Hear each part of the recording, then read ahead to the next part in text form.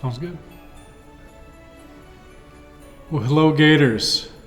Thank you for joining me today on this snowy morning.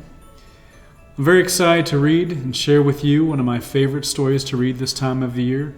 It is The Polar Express by Chris Van Allsburg.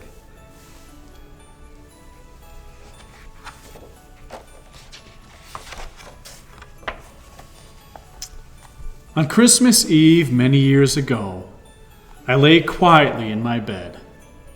I did not rustle the sheets. I breathed slowly and silently. I was listening for a sound a friend had told me I'd never hear: the ringing bells of Santa's sleigh. There is no Santa, my friend had insisted, but I knew he was wrong. Late that night I did hear sounds, though not of ringing bells. From outside came the sound of hissing steam and squeaking metal. I looked through my window and saw a train standing perfectly still in front of my house.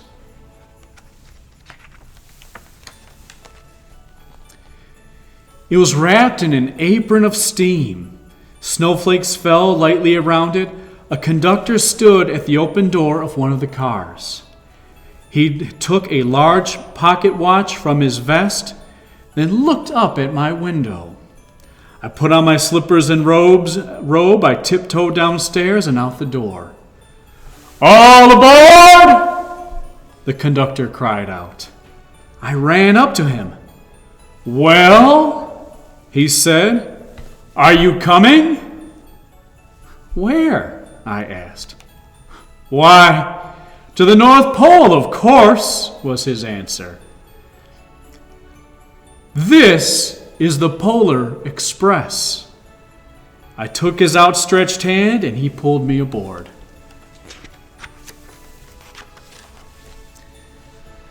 The train was filled with other children, all in their pajamas and nightgowns.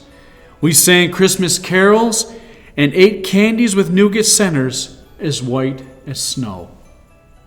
We drank hot cocoa as thick and rich as melted chocolate bars.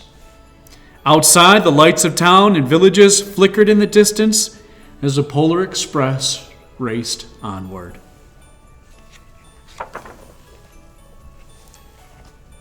Soon there were no more lights to be seen. We traveled through cold, dark forests where lean wolves roamed and white rabbits hid from our train as it thundered through the quiet wilderness.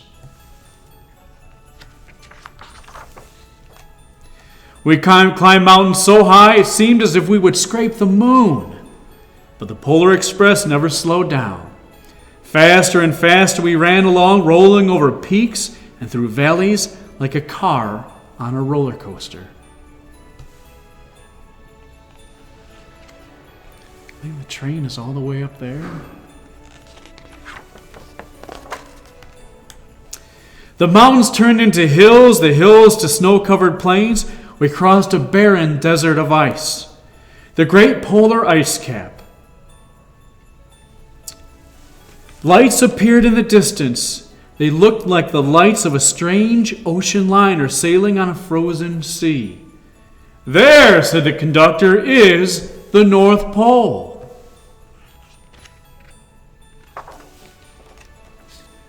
The North Pole.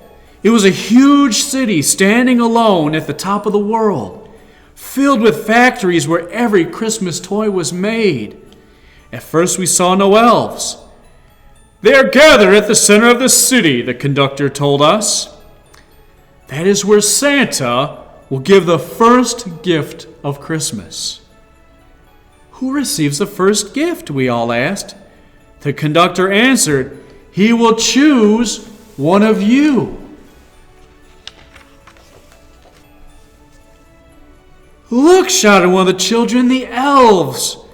Outside we saw hundreds of elves as our train drew closer to the center of the North Pole.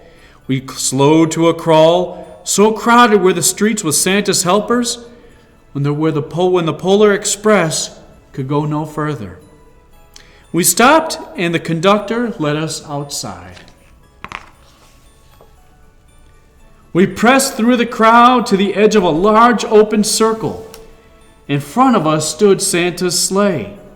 The reindeer were excited. They pranced and paced, ringing the silver bells that hung from their harnesses.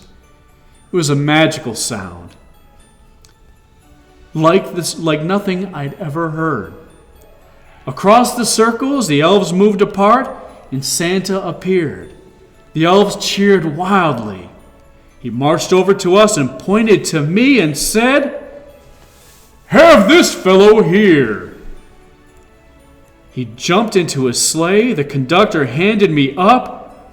I sat on Santa's knee, and he asked, "Now, what would you like for Christmas?"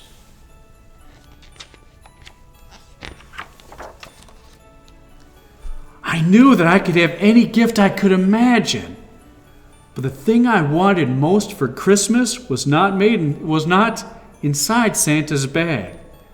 What I wanted more than anything was one silver bell from Santa's sleigh. When I asked, Santa smiled, and he gave me a hug and told an elf to cut a bell from a reindeer's harness. The elf tossed it up to Santa. He stood holding the bell high above him and called out, "The first gift of Christmas!"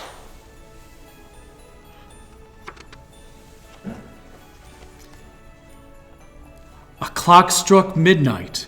As the elves roared their approval, Santa handed the bell to me. I put it in my bathrobe pocket. The conductor helped me down from the sleigh. Santa shouted out the reindeers' names and cracked his whip. His team charged forward and climbed into the air. Santa circled once above us, then disappeared into the cold, dark polar sky.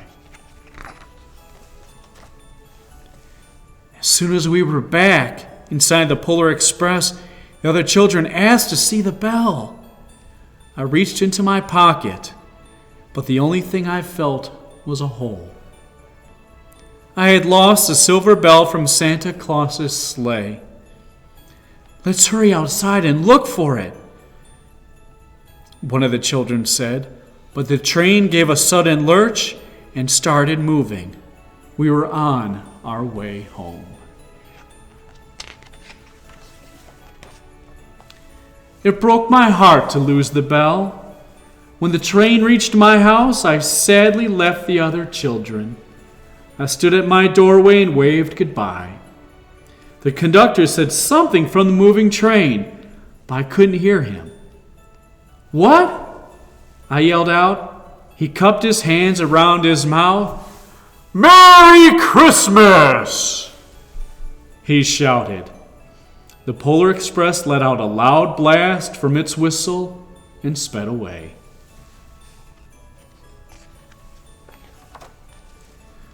On Christmas morning, my little sister, Sarah, and I opened our presents.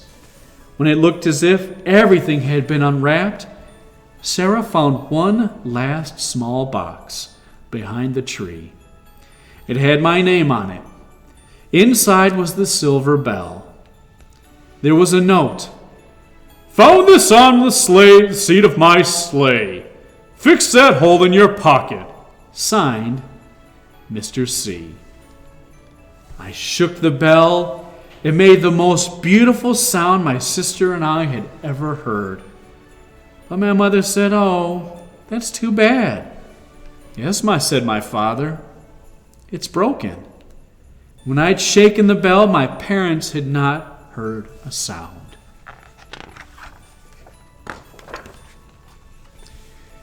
At one time, most of my friends could hear the bell. But as years passed, it fell silent for all of them. Even Sarah found one Christmas that she could no longer hear its sweet sound. Though I've grown old, the bell still rings for me as it does for all who truly believe. Thank you for joining me, Gators. I hope you enjoyed this story, and I hope that you have a wonderful day and a fantastic winter break.